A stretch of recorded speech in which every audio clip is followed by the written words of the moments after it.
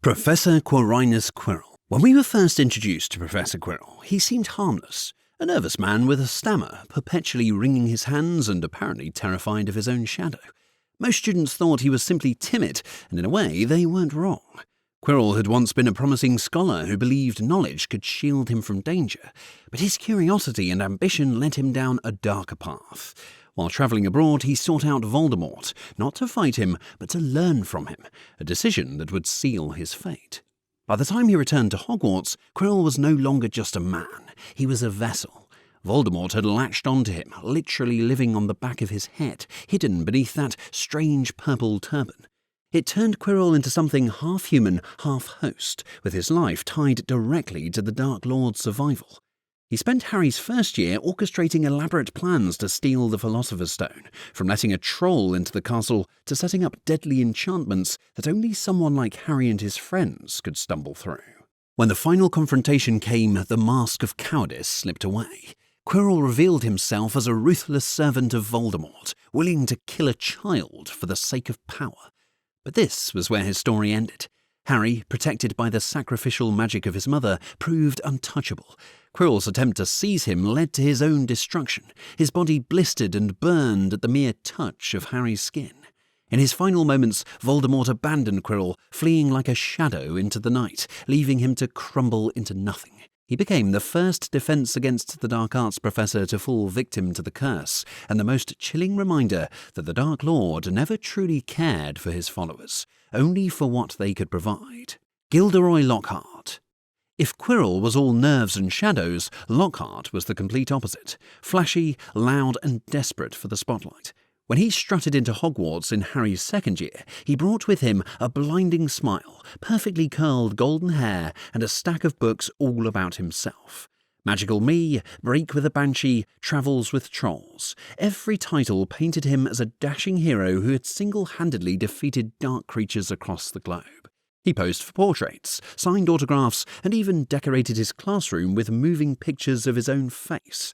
To the students, he was exhausting, to the teachers, insufferable, and to anyone who knew better, suspicious. Because behind all that charm was a fraud. Lockhart had never done the things he bragged about. Instead, he tracked down real witches and wizards who had faced danger, stole their stories, and wiped their memories clean with a well-placed obliviate. His frame was built on lies, and Hogwarts was the biggest stage yet for his act. But unlike Quirrell, whose dark secret was hidden, Lockhart's incompetence was obvious. From botching a simple pixie demonstration to constantly shirking responsibility, he quickly became a running joke among the students. His downfall came when Harry and Ron dragged him into the Chamber of Secrets to rescue Ginny Weasley. Cornered, Lockhart decided to do what he always did, erase witnesses and steal the credit. With Ron's broken wand in hand, he attempted the memory charm on Harry and Ron, but it spectacularly backfired. The spell ricocheted, hitting Lockhart instead, and his mind shattered like glass. From that moment on, Gilderoy Lockhart was gone in everything but name. He spent the rest of his days in the Janus Thicky ward at St Mungo's Hospital for Magical Maladies, where he wandered the halls, cheerfully signing autographs he couldn't remember ever giving. Unlike Quirrell, who died in pursuit of dark power, Lockhart's fate was more humiliating than tragic. Stripped of his lies, he was remembered not as a hero, but as a cautionary tale of vanity, fraud, and the dangers of living for nothing but fame. Remus Lupin. After 2 years of questionable professors, Hogwarts finally got someone truly worthy of the Defense Against the Dark Arts position, Remus Lupin. Unlike Quirrell and Lockhart, who had either hidden malice or hollow bravado, Lupin brought something far more important to the role: humanity. He was calm, kind, and deeply knowledgeable, and for many students he was the first teacher who made Defense Against the Dark Arts feel practical and inspiring. Lupin's classes weren't about memorizing theory from dusty textbooks. They were hands-on, built around facing fears and learning confidence in magic. He taught Harry how to summon a Patronus, a spell far beyond his years, and guided the class through real-life encounters with creatures like boggarts and grindylows. To Harry, Lupin quickly became more than just a professor. He was a mentor, and even a link to the parents he'd lost. Lupin had been one of James Potter's closest friends, part of the infamous Marauders, and his presence gave Harry a sense of connection to a past he barely knew. But Lupin carried a secret. Once a month, when the full moon rose, he transformed into something he despised, a werewolf. Dumbledore had arranged accommodations for him, but Lupin lived in constant fear of being discovered, not just for his own safety, but for those around him. It was Severus Snape who eventually exposed him, revealing his condition to the students and parents of Hogwarts. The stigma was too great. Though many students adored him, Lupin resigned, convinced that parents would never trust a werewolf to teach their children. His time at Hogwarts was brief, but his legacy endured. Students remembered him as one of the best professors the school had ever seen. Tragically, Lupin's story didn't end in the classroom. Years later, he fought alongside the Order of the Phoenix in the Second Wizarding War. At the Battle of Hogwarts, he and his wife Nymphadora Tonks stood their ground against Voldemort's forces. Both were killed in the chaos, leaving behind their newborn son Teddy. In life, Lupin had been gentle, brilliant and selfless. In death, he became yet another casualty of a war that demanded everything from the best people. Alastor Mad-Eye Moody. When Harry entered his 4th year, he and the rest of the school were told they would be learning from one of the most legendary auras in wizarding history, Alastor Mad-Eye Moody. The man had a reputation for paranoia and toughness, a scarred face, a magical eye that could swivel in every direction, and a personality shaped by decades of hunting dark wizards. At first glance, it seemed Hogwarts finally had a professor who could prepare students for the real world, and for a while, it looked like he delivered. Moody didn't hold back. He showed the unforgivable curses in class, including the Cruciatus Curse and the Killing Curse, insisting that students needed to understand the kind of evil they were up against. He was strict, intimidating, and intense, but undeniably effective. Students left his classes with a sense of awe. This was the closest thing they'd ever get to an aura training inside Hogwarts' walls. Harry, in particular, grew to trust him, especially when Moody seemed to take a special interest in guiding him through the Triwizard Tournament. But this year held one of the darkest twists in the entire series. The truth eventually came out. This wasn't Mad-Eye Moody at all. The real Moody had been kidnapped before the school year began, locked away in a magical trunk, while the man teaching Harry was actually Barty Crouch Jr., a devoted Death Eater using Polyjuice Potion to impersonate Moody. Every lesson, every piece of advice, every moment of supposed mentorship had all been part of a master plan to manipulate Harry into reaching the graveyard where Voldemort would return. When the truth was exposed, Crouch Jr. was dragged back to the Ministry and handed over to the Dementors. His fate was the Dementor's Kiss, a punishment that stripped him of his soul and left him an empty shell. As for the real Moody, he was freed. But his ordeal left scars, both physical and psychological. For Harry, the revelation was devastating. It meant the mentor he had trusted was never real. The man who pushed him forward that year wasn't a guide, but a predator working for the enemy. Dolores Umbridge. Dolores Umbridge was despised. From the moment she entered Hogwarts in her pink cardigan and saccharine smile, there was something chilling about her. She wasn't a Death Eater, but she didn't need to be. Her cruelty came not from allegiance to Voldemort, but from a love of power and a deep belief in her own superiority. Umbridge represented the Ministry's growing paranoia about Dumbledore and Harry. She was sent to Hogwarts not to teach, but to control. Instead of equipping students with the skills to defend themselves, she insisted that the curriculum be purely theoretical. There is no need to practice defensive spells, she told the class, dismissing any talks of Voldemort's return as lies. But it didn't stop there. Umbridge revelled in discipline, handing out brutal punishments with a smile. Her infamous detentions forced students to write lines with a cursed quill that carved the words into their own skin.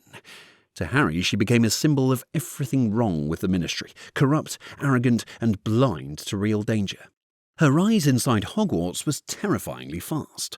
By the Ministry's decree, she gained more and more authority until she was effectively running the school, using the inquisitorial squad of Slytherin students to enforce her rules. But her iron grip inspired rebellion. Harry and his friends formed Dumbledore's army in secret, learning the spells Umbridge denied them and finding strength in defiance. Her downfall was poetic. Tricked into thinking she would find some hidden weapon belonging to Dumbledore in the forest, she came face to face with a herd of centaurs, creatures she had openly insulted and dismissed as half-breeds. They carried her off into the trees, her screams echoing through the night. Though she survived, her reputation was shattered. After Voldemort's return was undeniable, Umbridge slunk back into the Ministry, where she continued to serve until her arrest for persecuting Muggleborns. Unlike other professors who were destroyed by Voldemort's curse, Umbridge's fate was worse in some ways. She lived on, forever remembered as one of the most loathed figures in wizarding history. Severus Snape. For years, Severus Snape had coveted the defense against the dark arts position. Potions was his domain, yes, but defense was the role he truly wanted. In Harry's 6th year, he finally got it, and in doing so fulfilled part of Voldemort's infamous curse. His teaching style remained the same as ever, cold, strict, and often cruel. But now, as defense against the dark arts professor, his lessons carried a sharper edge. He wasn't just drilling students, he was preparing them for war. Snape's year in the position was overshadowed by the shadowy deal he made with Dumbledore. When the time came, he would kill him. To the outside world, Snape appeared to be firmly on Voldemort's side. He instructed his students with precision, drilling discipline and awareness, all while hiding the storm of loyalty and guilt that defined his life. For Harry, it was infuriating. Snape finally had the role he'd wanted for so long, and he used it to continue belittling and tormenting him. But the truth ran much deeper. At the climax of the year, everything came to a head. On the astronomy tower, with Death Eaters closing in and Dumbledore weakened, Snape struck. He cast the killing curse, ending Dumbledore's life before Harry's horrified eyes. It seemed the ultimate betrayal, the man trusted most by Dumbledore, revealed as a murderer. Yet in reality, this was the plan all along, a final act of loyalty that only Dumbledore and Snape understood. Snape's time as defense professor ended when he assumed the role of headmaster in Harry's 7th year, but his fate was sealed the moment he took the job. During the Battle of Hogwarts, Voldemort, misled by the Elder One's allegiance, ordered Nagini to kill him.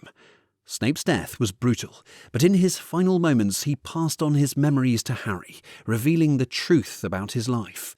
His love for Lily Potter, his double role as spy, and the sacrifices he had made. Of all the defense against the dark arts professors, Snape's story was the most tragic. He had finally gotten the role he always wanted, but it came at the price of becoming the villain in everyone's eyes. Only in death did his true fate become clear, not as a traitor, but as one of the greatest unsung heroes of the wizarding world. Amicus Carrow. By the time Amicus Carrow stood at the front of the defense against the dark arts classroom, Hogwarts had ceased to be a sanctuary. Voldemort had risen, the Ministry had fallen, and the school was under the suffocating grip of Death Eaters. Carrow wasn't a professor in the traditional sense, he was an enforcer, a thug cloaked in the trappings of a teacher. His lessons weren't about defense at all. Instead, students were ordered to practice the dark arts themselves, forced to cast unforgivable curses on one another under threat of punishment. What was once a class designed to protect students had been twisted into a weapon to corrupt them.